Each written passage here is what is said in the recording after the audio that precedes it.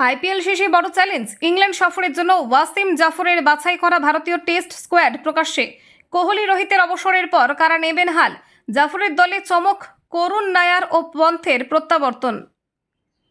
চলতি আইপিএল জমজমাট হলেও ক্রিকেট প্রেমীদের চোখ এখন আগামী টেস্ট সিরিজে।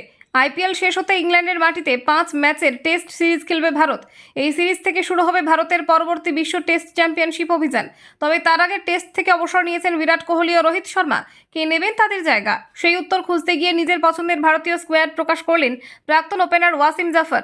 জাফরের দলে ওপেনার হিসেবে রয়েছেন যশস্বী জয়সওয়াল এবং কেএল রাহুল।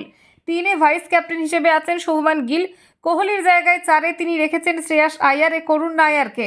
5 উইকেট রক্ষক হিসেবে ঋষভ পন্থ। অলরাউন্ডার হিসেবে দলে রয়েছেন জাদেজা, শার্দুল এবং ওয়াশিংটন সুন্দর।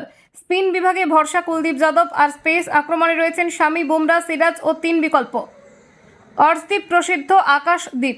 ব্যাকআপ ওপেনার হিসেবে অভিমন্যু ঈশ্বরন, কিপার হিসেবে ধ্রুব জুরেল।